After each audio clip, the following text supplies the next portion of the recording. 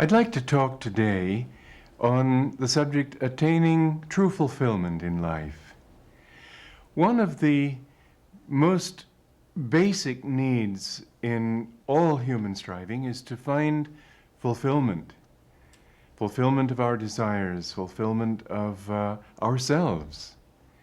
And yet very few people reach that point where they can say, yes, I have found fulfillment.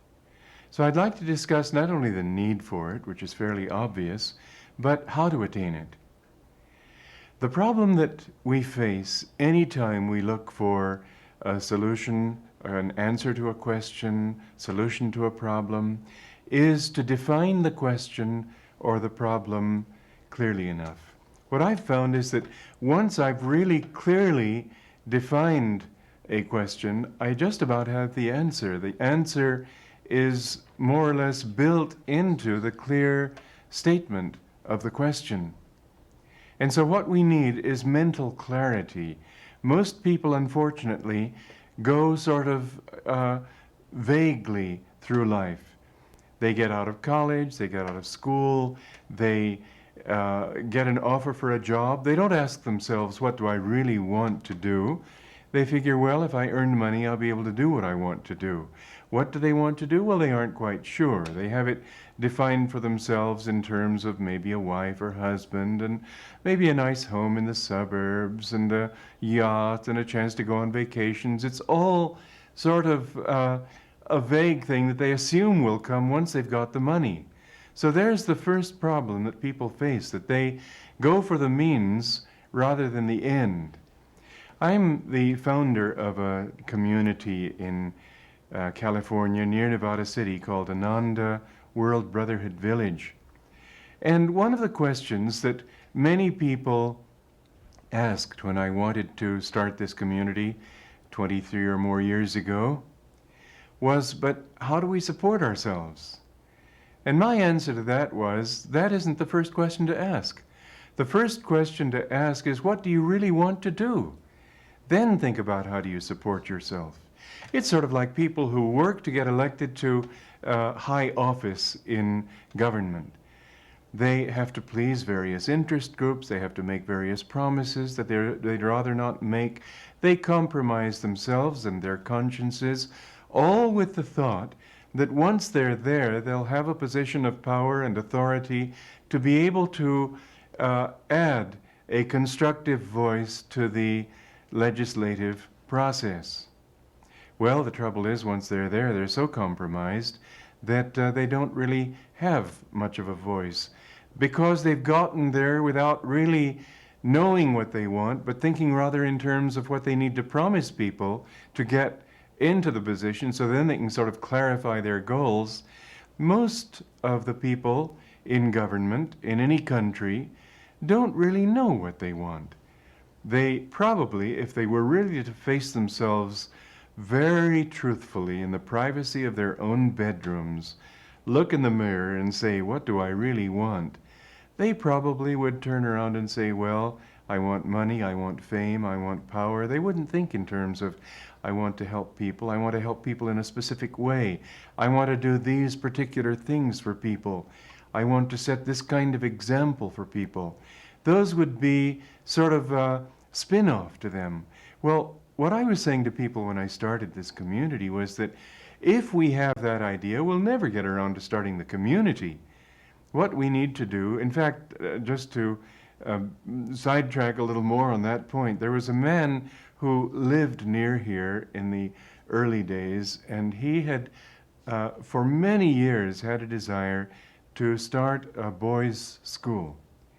He didn't have the money to do it, so he bought all sorts of heavy equipment, earth-moving equipment, backhoes, etc. Cost him a great deal of money. He had spent 18 years getting that equipment so that he could earn the money to be able to start this school.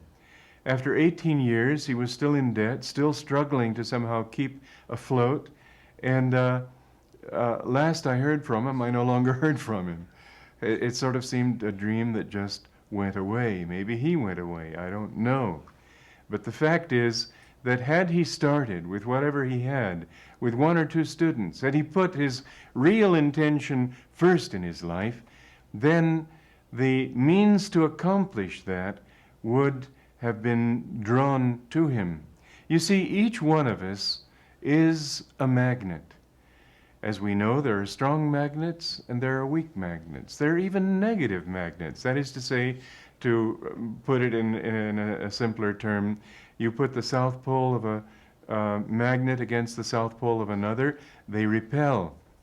In the same way, some people repel success by negative thoughts, by the thought, I can't fail, I don't want to be in the limelight even though I want to succeed on the stage. That kind of contrary, self-canceling desire that many people have in their lives. They want something and they want something else that cancels the first thing. So we are all magnets of a sort, because whatever it is that we get in life does not depend on blind luck. It depends on the kind of desire we put out into the world around us, into the ether, you might say. You see, the thoughts that you send out act upon matter. It isn't as if your thoughts had no power. How do they act? Well, there's a medium between the thought, the mind, and matter. You can see it working in your own body. You can see that when you will your hand to move, your hand moves. Now, if I will somebody else's hand, if I will your hand to move, the chances are fairly strong that it won't move. Unless in some way I hypnotize you or something, which I wouldn't approve of. But with my own hand, how does it move? It moves for the simple reason that I send energy to it. There is a connection between my hand and the brain. And through the nerves I send energy. Now, if I want to lift a weight, I have to put out more energy. And if I want to lift a great weight, I have to put out a great deal of energy. But it all depends upon the amount of energy that, whether I move my hand, whether I'm able to lift that weight or not. Now that energy is something that we send out. I'm sending that energy out to you. It's a little more difficult. I've got the camera, I've got the videotape, I've got the station, I've got the fact that you're in your own home. It's got to come out through your television set. All of these things are obstacles to sending you my vibrations, my thoughts, my energy, whatever it might be. And yet, there is something coming out even so. And you know this is so when you're working with people who are close to you, face to face. That when you want to influence them in some way, on the theater, on the stage, you'll usually see them shouting. That a person's influence on the stage seems to be in direct proportion to the amount of shouting and emotion he puts forth. But I hope you realize that that isn't really the way to get things. People who talk with deep conviction, in the last analysis, are the people who get the most from others, who are able to persuade them the best. I remember an interesting episode I had in India many years ago. I was asked by the head of an organization I belonged to then to buy an ivory statue. I went to a government outlet. They have art stores there, art emporiums. And I saw one statue that I very much liked, and I asked them how much it was. And they said it was 400 rupees. Well, I said, this is for a church organization, a religious organization. Would you give us a 5% discount? And he said, well, I'm sorry, sir, that this is a government store. We don't give discounts to anyone. 5% would be 20 rupees, wouldn't it? So that would be 380 rupees. Well, I felt that, no, this was right, that he should be involved in this too. And I looked at him as a friend, not hypnotically. I looked at him with kindness, sort of, let's be partners in this thing. We're doing it for a good cause. Why should we think in terms just of profit? I want you to have a profit too, but let's give and take. And so with just sort of a friendly smile, I said to him, make it 350 rupees. That was more than 10%. He looked at me sort of stunned and he said, all right. Well, when you put out energy, I could have sat there and sort of, well, picked up an ashtray or said, well, how about making it for 350? Would you have done anything then? You see, you do send energy when you talk to people, and you command their attention in proportion not to your stare. I could have stared at him and said, make it 350. I don't think that would have done it either. But I put energy into it, loving energy, friendly energy. And that's how I believe bargaining should be, not belittling the product or the person for selling it at that price. Just sort of, let's be partners in this. And I found that it works pretty well. And the thing is, again, to come back to this question of energy, the amount of energy that you put into whatever it is that you want from life. It doesn't have to be in confrontation with people. It's an energy that you send out into the world, into the universe. And when you have clear energy, when you don't put out one kind of energy to make it happen and another kind of energy blocking it to keep it from happening, wanting it, being reluctant to have it, wanting it but wanting a million other things too, which diffuses the concentration of energy that you could put out toward that one thing. When you're clear in your mind as to what you want and why you want it, then you are much more than 50% of the way toward your goal. I would almost be inclined to say that you're already there, because solutions and problems are really two sides of the same coin.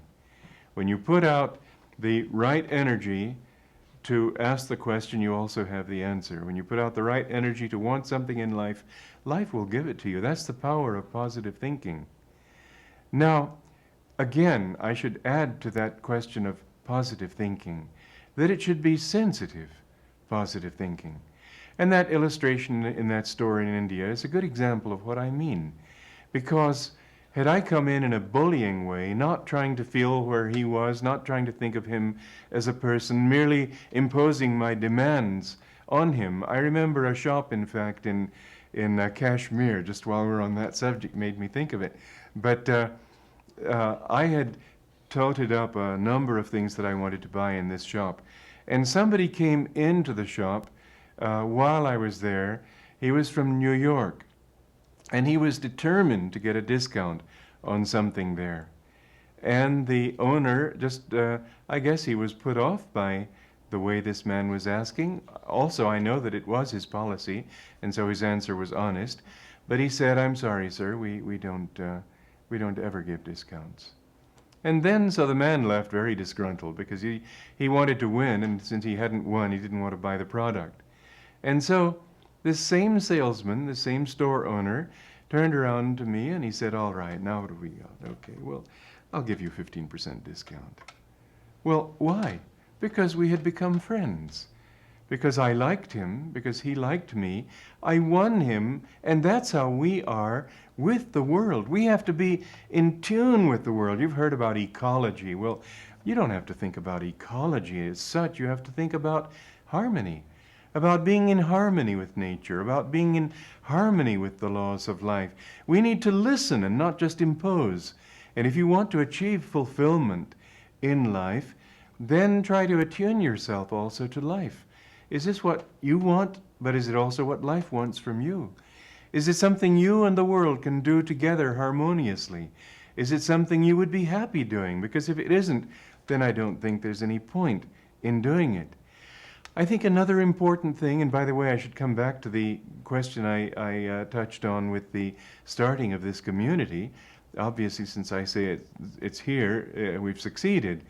We've been very successful in our 23 years of existence so far. But the issue was that we succeeded because we did what we first knew what we wanted, we went at it in that way, and then thought, how within that context can we make it happen? And so we come to the next important question, which is that whatever you do, you should enjoy the doing and not just the thought of what you'll get once you've done it. Find something you can be happy doing and don't think, well, I have to do this burdensome thing because then in the end I'll have the money to be able to do it. If you go at it that way, you'll probably be an old man or woman before you even reach the point where you can do it. And if you're 40 when you can do it, you'll probably still be old, because you'll be old in consciousness.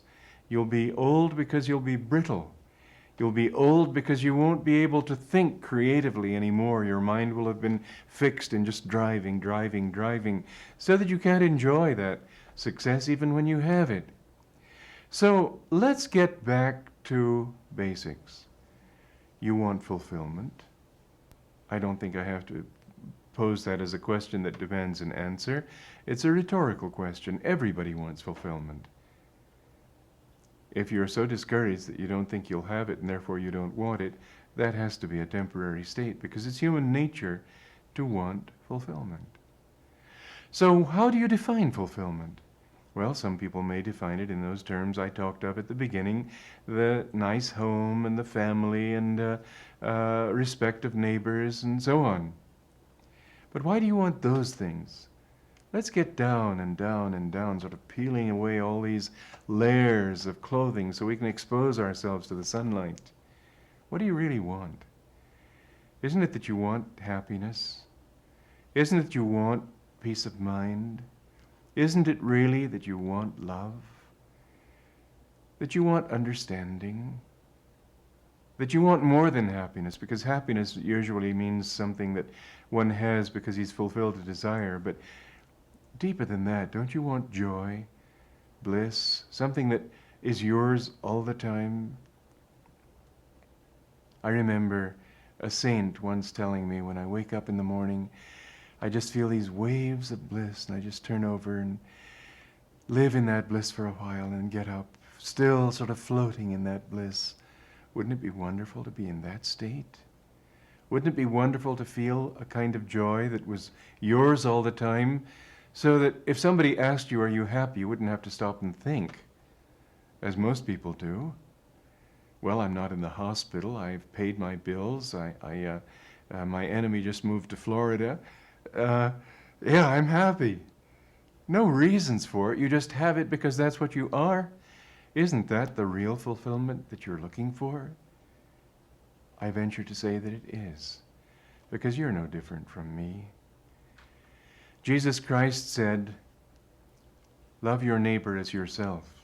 What he was really saying is, love your neighbor because he is yourself. He's like you because he is you. In the sense that although every island in the Pacific Ocean is different from every other, some are small, some are large, some are volcanic, etc., etc., but all islands are manifestations of the same earth. And in that they're one. In that there's no basic difference between one island and all other islands.